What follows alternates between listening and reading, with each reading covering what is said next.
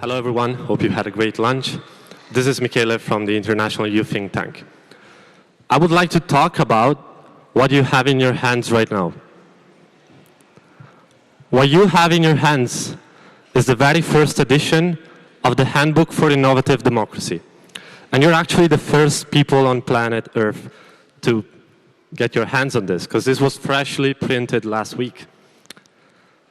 The Handbook is a compilation of 28 proposals for a more open and democratic society that we hope will inspire you and other decision makers worldwide to enact change. Where do these proposals come from, you may ask? Well, not from me, at least not from me alone. Every year, the International Youth Think Tank organizes a youth conference in Gothenburg, Sweden, where 24 young people from all over the world are invited to develop policy proposals for a more open and democratic society. What you have in your hands is the summary of the last 3 years' conferences. It's the summary of what about 70 young people from all backgrounds want to see happening in the world right now. At the end of each conference, we publish a conference report with all the proposals, but that being a conference report, not many people read it. So we have crafted this handbook to make all this richness available in a user-friendly way. As you can see from the user manual, every proposal comes with a title, a subtitle, and 6 resource parameters. These are meant to help you get a quick sense of what the proposal is about.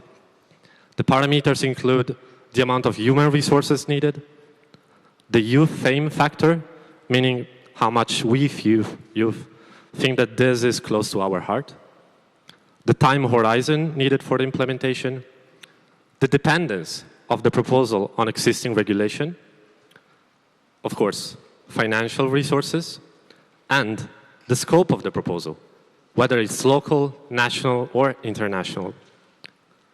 If a proposal catches you, then you will find a small QR code next to the title that will take you to a specific section of our website where the proposal is described at length. Every proposal is categorized in 3 policy areas. You have governance in red, education in yellow, and equity in purple in your handbooks. And I will now hand over to Elena, and she will guide you through 3 examples of proposals. Thank you, Michele. So the first example is repurpose economics, as you can see. The proposal comes from the policy area of governance, and it rethinks economic policies based on well-being targets. So in a nutshell, the proposal takes inspiration from Bhutan's experience with the Gross National Happiness Index in order to rethink and ditch, actually, the GDP as the main proxy for well-being. So as you can see, these proposals is very popular among youth fellows, but it would also require a big time commitment, and it is quite dependent on existing regulations.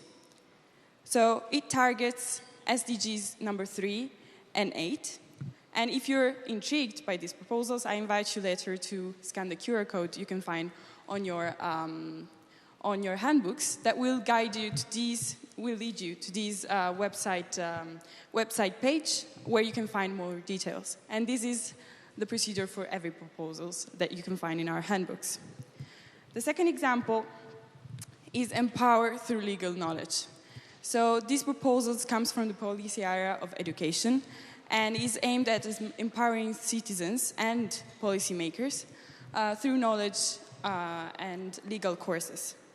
So it is articulated in 2 main solutions, let's say. The first one is mandatory training for policymakers, and the second one is enhanced accessibility to legal regulations.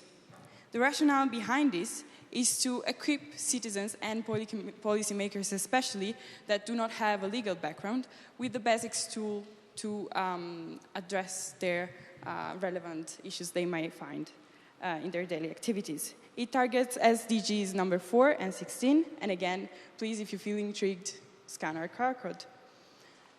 So our third proposal is youth mental health steering groups. It is it comes from the policy area of equity, and it is aimed at empowering people with lived experiences to improve public mental health services. So it is again inspired by an existing service that is in place in the city of Birmingham, UK, and it is supposed to put in place, let's say, co-production of further policy proposals that are crafted with the collaboration of young people that have gone through mental health struggles and mental health professionals. As you can see, this is probably the easiest to implement, and it targets SDG number 3. Now we'll hand over to Larissa. Thank you very much, Elena. So since we are the international youth think tank with the overall goal of enhancing democracy, our handbook is democratic too, of course. That means that you can add your voice and your opinion, giving us feedback, and also sharing your own experiences as decision makers. That, again, is very easy. You just have to scan the QR code, which you can find on the last page of the handbook. That would really help us to fit in some real-world experiences.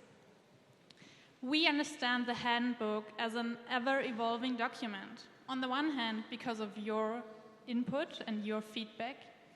On the other hand, because there are new innovative proposals are coming up in November at our next International Youth Conference in Gothenburg, Sweden.